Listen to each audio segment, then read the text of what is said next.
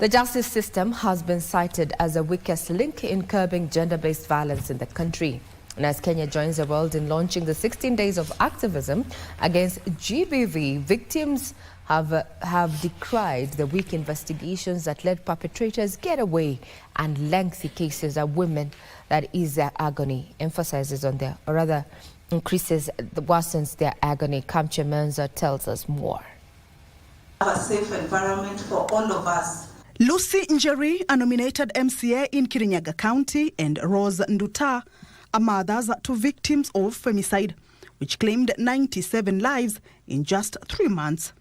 At a forum convened by journalists for human rights, they depicted the gravity of gender-based violence. From the time my daughter was killed, I'm not able to do anything. Sometimes as if I'm growing mad. I cry a lot over the night sometimes. Sometimes those nightmares come. They stated that they played their parental role well, urging the society to stop judging femicide victims. So these myths whereby people say, and as our children, our girls go look for money from our babas. Those normalizing, those narratives that have been given to women, that have been given to girls, we must dismantle those light narratives. Whereas in Rose's case, the culprit were brought to book. For Lucy, the quest for justice has turned into a nightmare. And now looking for justice for somebody who is dead. She cannot wake up to say exactly what is happening. The DCI, who is a woman, when I entered, she's the one who approached me and started telling me about my daughter. Do you want to tell me that the DCI knows my daughter than I am? She started telling me, do you know your daughter had a brain tumor? How would I not know my daughter had a brain tumor since the time I gave birth to her? Such harrowing tales dominated the launch of the 16 Days of Activism Against Gender-Based Violence campaign across the country. In Meru, just 2 days ago, an underage girl was raped and is recuperating from corrective surgery. Sasa leo tunataka kutokezea ndio watu wetu wajue hata kama watoto wanadhulumiwa si haifai kuwa hivyo. As we walk around the town, let us condemn this act. Anti-GBV crusaders blame the justice system for not taming the vice. These violations systematically deprive Kenyan women and girls of their rights as citizens, leaving them to live in fear both in private and public spaces. Remain committed to advocate for a country free of violence and ensuring that the rights and freedoms of all individuals, particularly women and girls, are respected and are protected. They demanded deliberate commitment from respective institutions. The media was also urged to ethically report GBV and follow up such cases to closure, especially where perpetrators have been arrested. The 16 Days of Activism campaign will end on 10th December.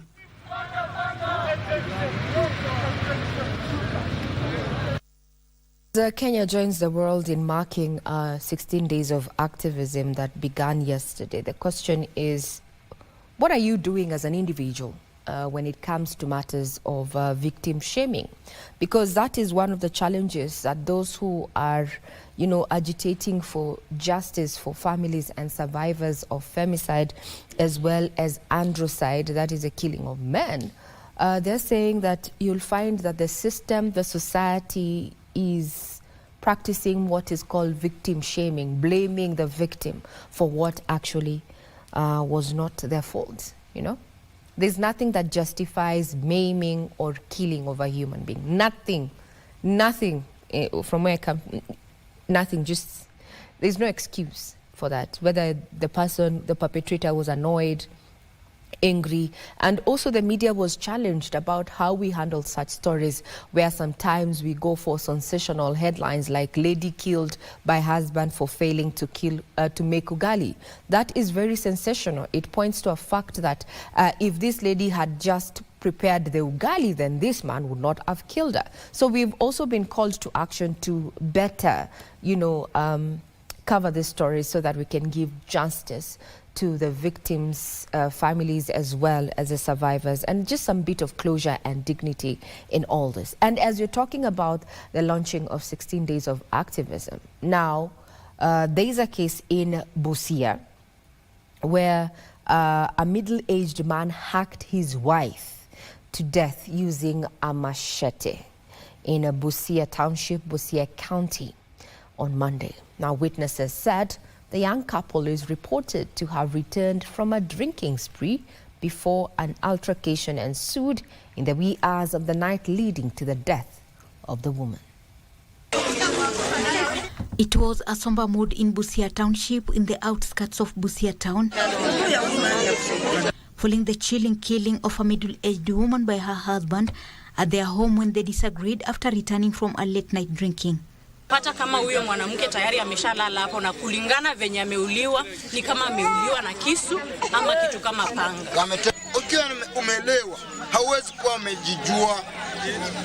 Unakuwa umelewa, anaweza kupiga panga, anaweza kupiga chenye anaweza kupiga nacho. The residents condemned the incident, calling on security agencies to help contain cases of drug abuse and illicit brews that are causing stress in families. Serikali mtende haki. Hatujafurahia, uwezi uwa mwenzako kama mnyama hivyo. Tumehuzunika watu wa hii area na tunafeel vibaya. Kwa serikali pia nayo kaweza kuingilia ili kaweza kupika hiyo marufuku ya chang'aa juu mtu akikunywa hiyo chang'aa chenye anaweza fanya chochote ambacho chenye iko kwa akili yake. This latest incident adds to the long list of femicide cases that have spiked in recent months.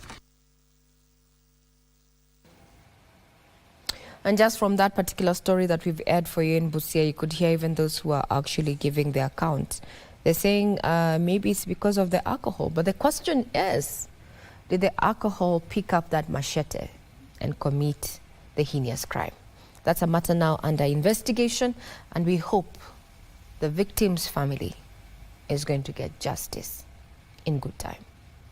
Now, the Kenya Private Sector Alliance, KEPSA, has endorsed proposed tax laws amendment bill, saying it will cushion employees from the high cost of living by increasing their disposable income. KEPSA, however, wants Parliament to review the excise duty proposed on cigarettes and alcohol, saying the increment will lead to use of illicit products. Betting companies also opposed amendments that will hurt the gaming industry. The National Assembly's Finance Committee conducted public hearings on the proposed tax laws amendment bill that seeks to amend various tax laws to enhance revenue collection while protecting local businesses and employees. Okoa Uchumi Movement supported the bill but warned against raising taxes on imports, saying it will increase inflation since Kenya is a net importer. While we commend this effort by National Treasury, and the Parliament, there's need to justify and dialogue the proposed tax measures. There is more that can be done to enhance. The Kenya Private Sector Alliance, KEPSA, also endorsed the reduction of pay-as-you-earn tax, saying it will increase employees' disposable income. KEPSA, however, termed counterproductive the proposal of raising excise duty on cigarettes and alcohol.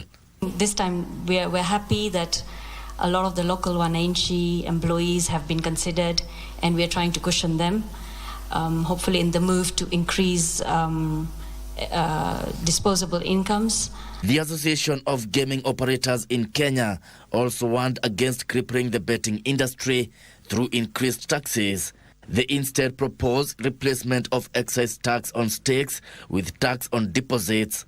What we are proposing is 5% on deposits, 5% on withdrawals. Let's tax what we are seeing.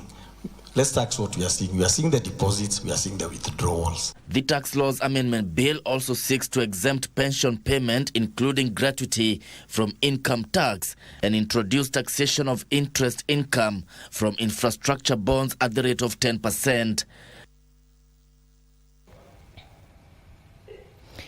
Now, 18 public universities are under investigation by the Ethics and Anti-Corruption Commission, EACC, for theft of public funds, unethical conduct and academic fraud, as the anti-graft body tightens the noose around graft in institutions of higher learning.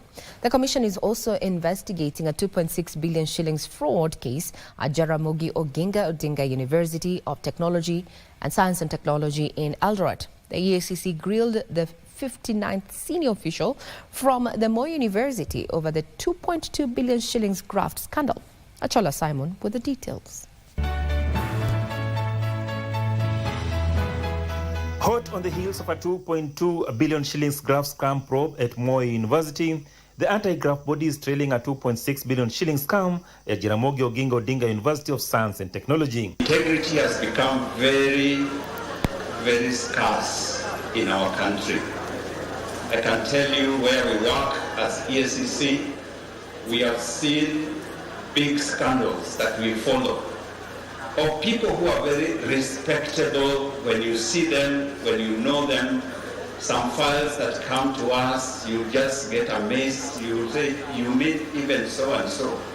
The scandal involves at least 6 major infrastructural projects at the institution. There's one where a 1,000-capacity men's hostel was built at a cost of 844 million shillings, with contractors still demanding an additional 179 million shillings. Also under probe is the construction of an ultra-modern library at 408.3 million shillings, a science laboratory at over 628 million shillings, an administration block at a tune of 300 million shillings, a research complex at the tune of 300 million shillings, and a tuition block for 650 million shillings.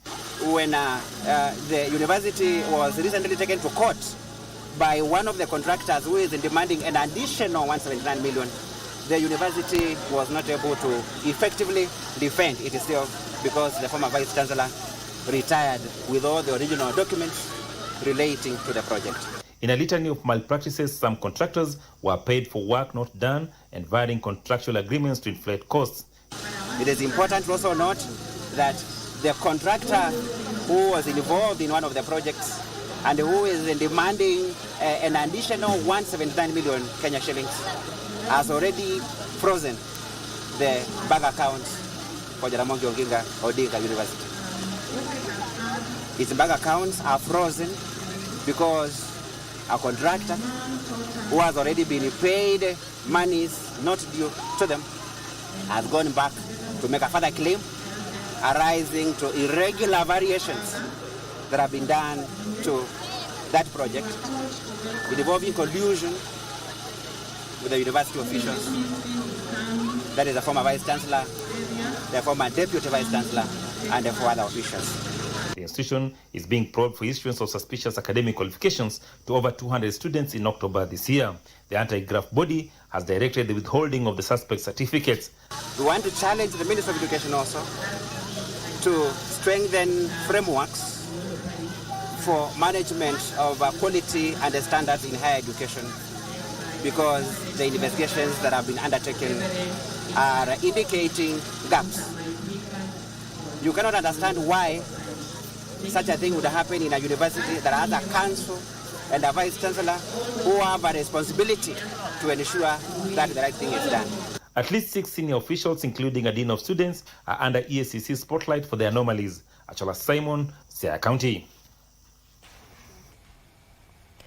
Now, away from Kisumu County, we get to Kiambu, where the Kiambu High Court has overturned a 40-year prison sentence handed to Daniel Manyeki, a man who had been convicted in 2007 for defiling his 2 daughters aged 7 and 9 at the time. Justice Dora Chepkonyi, presiding over the appeal, ruled in favor of Manyeki after new evidence presented in court revealed that the allegations were fabricated under coercion by a relative. This landmark judgment marked the end of a 17-year legal battle for Manyeki, who was incarcerated at the Committee Maximum Prison. 17 years ago, Daniel Manyeki was condemned for a crime he didn't commit. However, thanks to his spirited fight for freedom and the undenying need to clear his tainted name, he can now finally breathe a sigh of relief. The charges originated from 2007 case in Thika, where he was accused of defiling his daughters aged 7 and 9 while their mother was away. Following his conviction, Manyeki appealed unsuccessfully in 2008 and 2011 before filing a new petition. One of the daughters, now married, testified that she and her sister has been coerced by an elder relative to falsely implicate their father. The court deemed the evidence credible, with Justice Chepkonyi stating that the initial conviction was based on misinterpreted facts. Consequently, the judge coerced the 2007 conviction and referred the case back to the lower court, where the prosecution formally withdrew the charges. The court grants the petitioner's new request for a new trial and the following orders do issue. that the conviction and sentence in Thika criminal case number 5165 of 2007, Nairobi High Court Criminal Appeal number 371 of 2008, and Nairobi Criminal Appeal Court of Appeal Criminal Appeal number 276 of 2011 are hereby quashed and set aside, and the matter is hereby remitted to the trial court for a new trial to be initiated based on the recanted evidence and any further evidence that the parties may deem necessary. Defense counsel Kirogo Wandegwa condemned the judgment, emphasizing the importance of addressing injustices stemming from circumstantial and coerced evidence, particularly in cases involving family disputes over property. Circumstantial evidence, which is largely what the court relies on, is what was used to convict. I think that needs to be revealed. It needs to be relooked so that we don't end up convicting innocent people. Speaking outside the court, Margaret Ngonyo, Manyiki's wife, and Rose Wanjiku, his daughter, expressed profound gratitude for the ruling and their reunion with Manyiki in 17 years. Kuna mwenye akona chuki na mwingine, nao watoto walikuwa wadogo wakiongea, so hawako wanajijua, na kwa saizi ni watu wakubwa na baba amewasamehea, ana uadui na mtu yoyote, anataka tu amani. They forgave the relative responsible for the accusation and thanked the court for finally delivering justice. Manyiki's release has been hailed as victory for the judicial system's ability to rectify past injustices.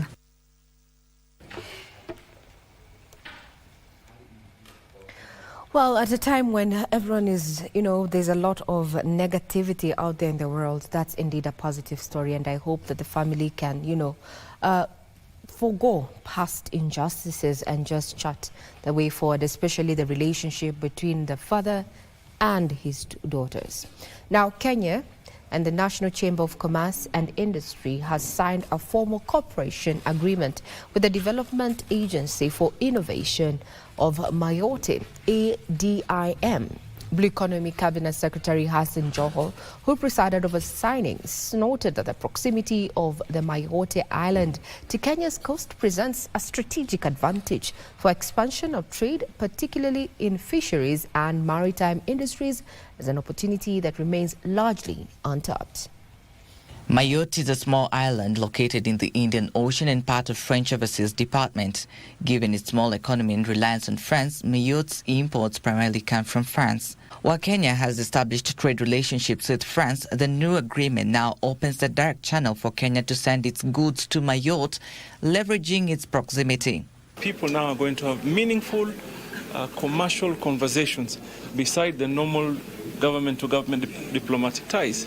There's now a specific focus that opens doors for our business people to be able to do business with the people of Mayotte and largely France in general. The opportunities that we are talking about is approximately 1 billion euros. That's approximately 140 billion Kenya shillings in terms of what Mayotte imports per year. And looking at that, the fast moving consumer goods is approximately 80% of that. Kenya's agricultural products, including tea, coffee, and horticultural products, will now be marketed to Mayotte as part of Kenya's plans to expand its export portfolio. This presents a big opportunity for diversifying and even increasing our Kenya's exports. If this opportunity is well utilized, actually France, through Mayotte, will be the first destination, the leading destination for our Kenyan exports. It's long overdue, I must say, and particularly in the area now that we're looking into enhancing our production, our food production, and also the partnership in blue economy.